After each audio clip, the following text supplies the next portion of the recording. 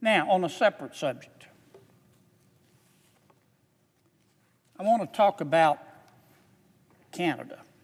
And by the way, Mr. President, my colleague here today, Nick Ayers, is with me. Nick is one of my colleagues in my Senate office, and I thank him for being here today. I want to talk a moment about Canada. I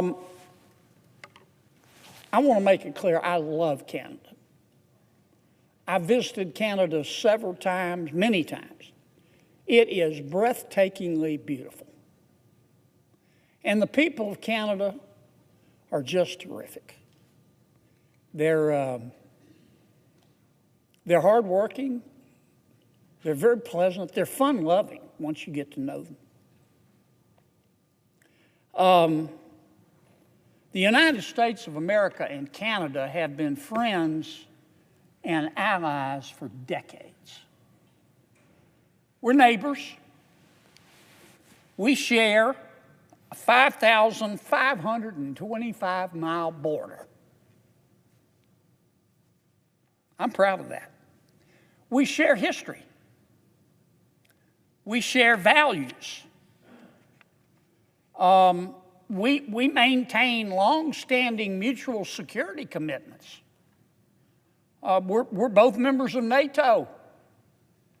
Canada and America are members of the binational North American Aerospace Defense Command. You probably know that as NORAD. It's more than just security commitments, though. It's more than just business. We're friends, and I'm proud of that. I remember on 9/11, who will ever be able to forget 9/11? U.S. airspace was shut down. The people of Canada stepped right up to the plate. They immediately implemented Operation Yellow Ribbon.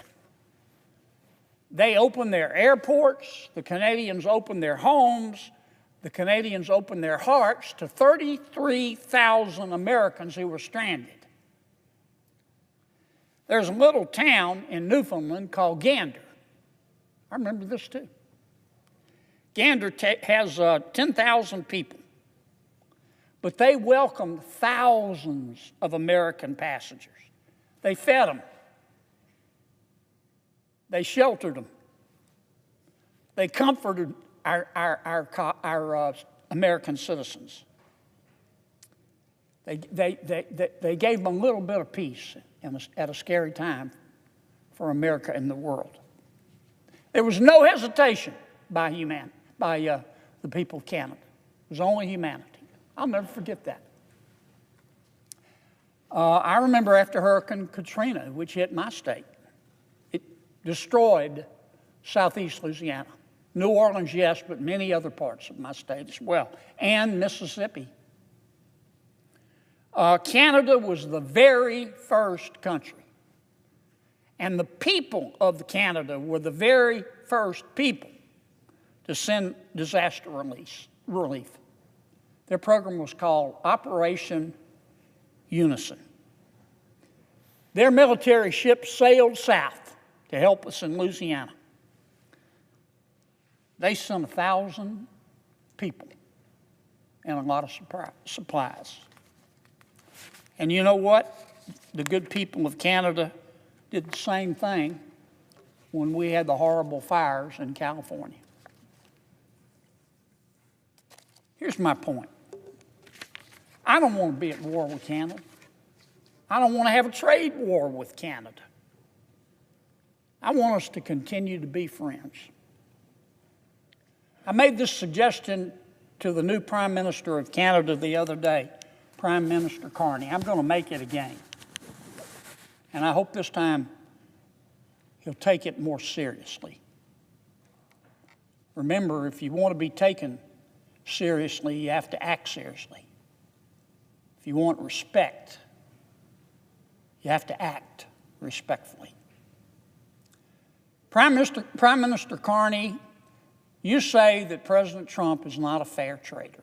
And I understand your point of view. I don't agree with you, but I understand your point of view. You've got to stand up for your people. If Prime Minister Carney, if you believe in free trade, then here's what you do. Make this offer today. Offer to go to 0 tariffs in Canada on American goods. No tariffs. None. 0. Zilch. Nada. And challenge America to remove all of our tariffs on Canada. So the people of Canada can sell their goods to Americans without a tariff, and the people of America can sell their goods to our friends in Canada without a tariff. 0 tariffs. Let Canadian businesses and American businesses compete. Competition makes all of us better. That's one of the shared values that we have with our friends in Canada. Let American businesses and Canadian businesses go at it in a friendly, competitive way, and may the best price and the best product win. That's fair trade. That's free trade. And if Prime Minister Carney, if he wants fair trade and free trade, he will make that offer. And I don't speak for President Trump, but I'll certainly encourage President Trump to accept that offer, and I think he will.